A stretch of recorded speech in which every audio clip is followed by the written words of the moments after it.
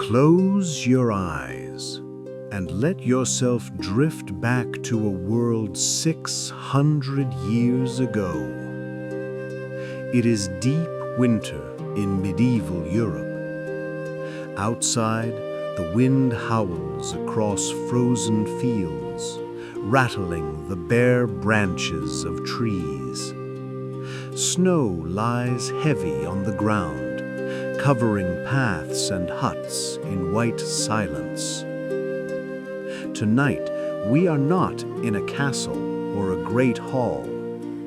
We are in a peasant's hut, small, humble, fragile against the cold. Here, life is simple.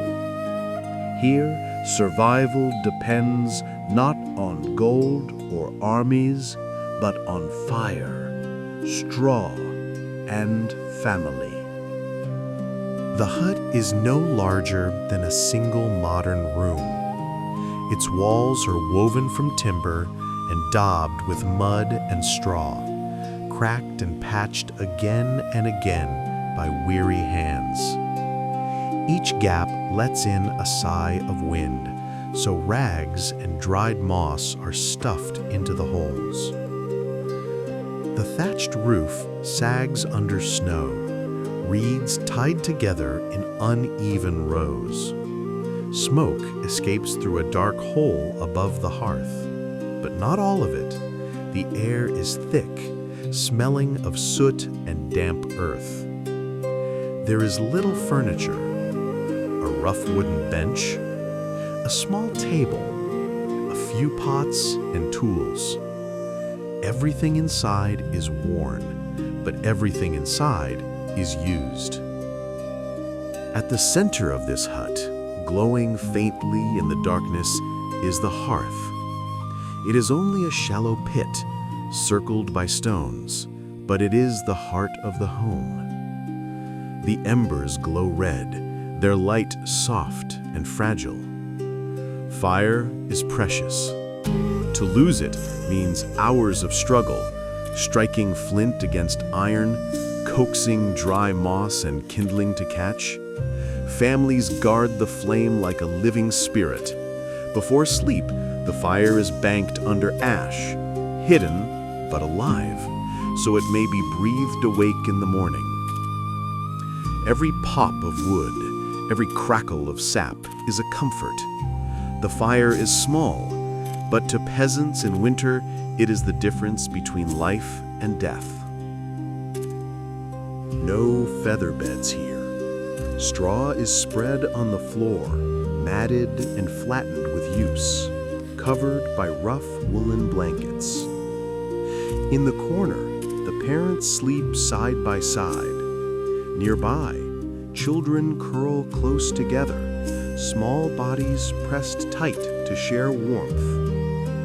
Sometimes even animals are brought in, a goat perhaps, or a piglet, their breath adding to the heat of the room.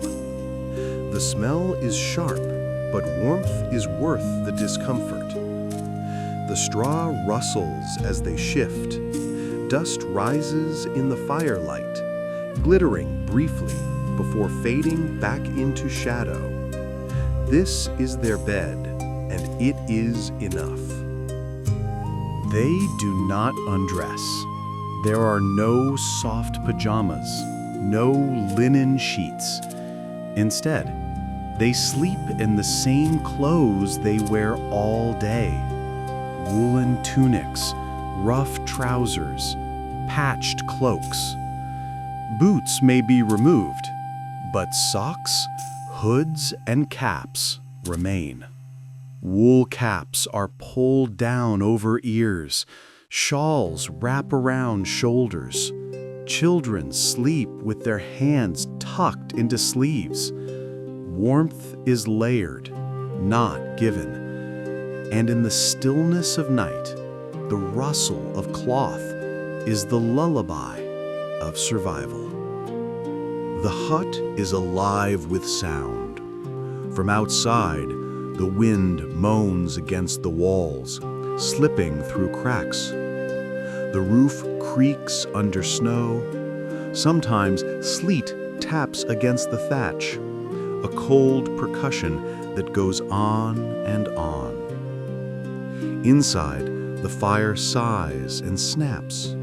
Straw shifts beneath restless bodies.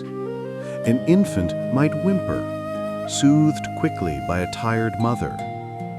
In the corner, a goat shifts its hooves, snorts softly, then settles again. The night is not silent, but its sounds are steady, predictable, almost comforting. Before bed, they eat. Tonight's meal is pottage, a thick stew of barley, beans, and turnips simmered in the pot over the fire. Perhaps a shred of meat or a bit of lard has been added, if fortune allowed. Each takes a wooden spoon, scooping from the same pot.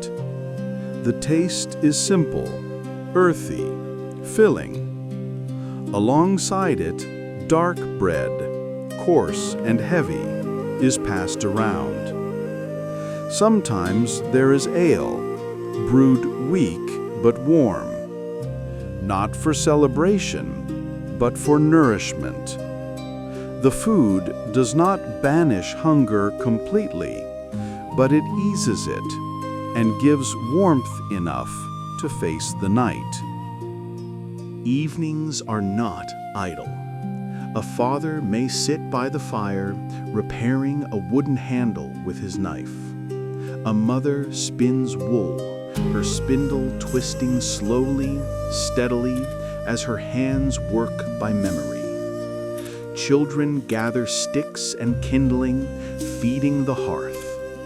An older child checks the animals, spreading straw, making sure no ember from the fire falls astray. The work is small, but necessary, and in the dim light, with shadows flickering on the walls, these chores become ritual, repeated each night, trusted as much as the fire itself. Everyone knows the danger. Cold is not an inconvenience, it is a threat.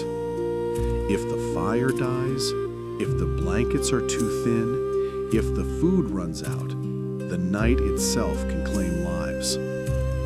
Stories are told of neighbors who did not wake, their huts silent in the morning, their fire gone out. Children grow up with these tales, warnings whispered by parents. Never let the fire die. Never let the hut grow silent. So every ember is guarded, every blanket treasured, every breath of warmth valued like gold. The medieval night holds more than cold. It holds fear. Wind in the trees may sound like spirits passing. A knock on the roof might be taken as a witch's visit. Shadows at the door are not just shadows, but omens. To ward off evil, peasants hang charms near the hearth. Sprigs of rosemary, bits of iron, carved symbols in wood. Whether they truly believe or simply hope, these tokens give comfort when the wind moans too loudly. For in the silence of winter, imagination can be as powerful as frost. Sleep does not come all at once. Families fall into what is called first sleep, a few hours of rest, then wake again in the middle of the night. During this waking hour, they may whisper prayers. Parents may talk softly of work to be done. Children may stir, asking for comfort or listening to old tales told in hushed voices. Then gradually, the second sleep arrives, a deeper, slower rest that carries them until morning. Just before dawn, the cold tightens its grip. The embers burn low. Breath hangs in the air, visible even indoors. Children burrow deeper into straw, pulling cloaks over their heads.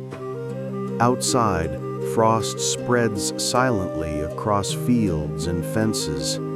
Icicles hang from eaves. The world is frozen, waiting for light. Inside, the family clings together, their warmth shared, their patience stretched thin. These hours are hardest, but they pass, as all nights do. Softens. A rooster crows faintly, far away.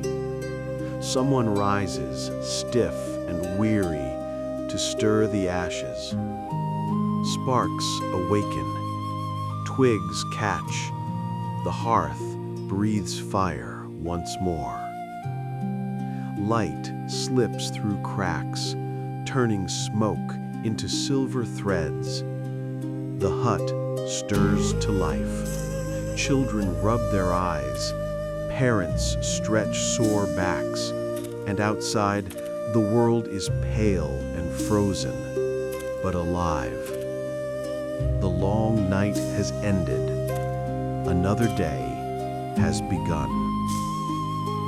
Life for medieval peasants is harsh, especially in winter.